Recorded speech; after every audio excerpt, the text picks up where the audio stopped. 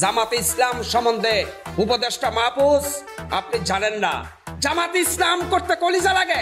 বাংলাদেশ জামাতে ইসলামের প্রত্যেকটা নেতা কর্মীর মাথার তালু থেকে পায়ের তালু পর্যন্ত পুরাটাই কলিজা। আবার সেই পুরানো খেলা শুরু হয়েছে, রাজাকারের তকমা। আমি উপদেষ্টা মাহফুজগণকে বলবো, শেখ হাসিনা রাজাকার শব্দটি মুখ থেকে উচ্চারণ করে মামুর বাড়ি দিল্লি গিয়ে আসতে পড়েছে। এই উপদেষ্টা মাহফুজগণ, আপনারা যদি আবার ওই দেশের মধ্যে রাজাকার ফাইজলামি শুরু করেন, আপনারা আটলান্টিকের ওই পারে ওয়াশিংটনে আসতে পড়বেন। 1971 সালের স্বাধীনতা যুদ্ধে জামাতের কি অবদান ছিল না ছিল আমরা জানি না, কিন্তু সময়ের পরিক্রমায় এই মুহূর্তে বাংলাদেশ জামাতে ইসলাম মাটি এবং মানুষের মন জয় করে নিয়েছে। জামাতে ইসলাম কি চাঁদাবাজি করে? জামাতে ইসলাম কি মানুষ খুন করেছে? মিয়া, কেন আজকে জামাতে ইসলামকে নিয়ে আপনাদের এত চুলকানি? সময় মতো আপনাদেরকে মলম লাগিয়ে দেওয়া হবে।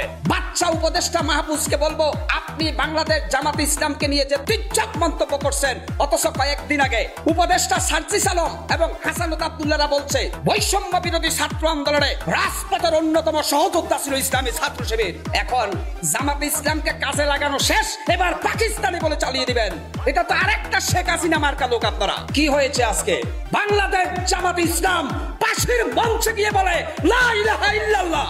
বাংলাদেশ জামাতে ইসলাম হাসতে হাসতে জীবন দিতে রাজি, কুরবান দিতে রাজি, কিন্তু তাদের স্লোগান কি জানেন? বাংলাদেশ জামাত ইসলামের স্লোগান বিশ্বের সর্বশ্রেষ্ঠ স্লোগান, নারায়ে তাকবীর, আল্লাহু আকবার। বাংলাদেশ জামাত ইসলামের যে প্রতীক, এটা ইনসাফের প্রতীক, ন্যায়ের প্রতীক, দাঁড়িপাল্লা বিশ্বের সেরা প্রতীক।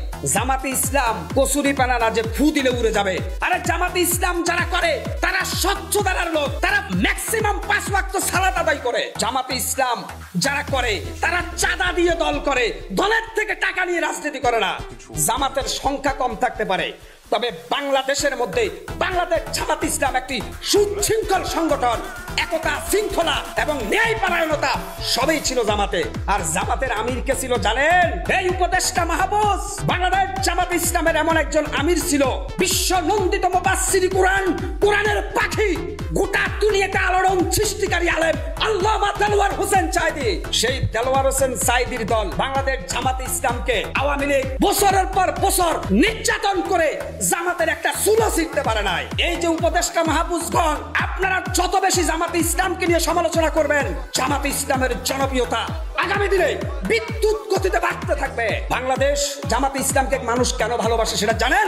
বাংলাদেশ জামাতে ইসলামের অনেক আলেম বাংলাদেশের প্রতিটি ঘরে ঘরে কালেমার দাওয়াত পৌঁছে দিয়েছে। বাংলাদেশ জামাতে ইসলাম যারা করে তারা ফজরের নামাজ থেকে শুরু করে এশার পর্যন্ত সালাত আদায় করে। থাকতে পারে জামাতের মধ্যে ভুল ত্রুটি, আমি দালালি করছি না, তবে আমি মনে করি রাজাকার শব্দ দিয়ে নতুন করে এই দেশে আর কোনো বৈষম্য তৈরি করবেন না। বাংলাদেশ জামাত ইসলামের অনেক নেতা আছে যারা বাংলাদেশের আকাশের উজ্জ্বল নক্ষত্র। আপনি কি বাংলাদেশ জামাত ইসলামের আলেম দেলোয়ার হোসেন সাঈদীকে কটাক্ষ করে কথা বলতে চান?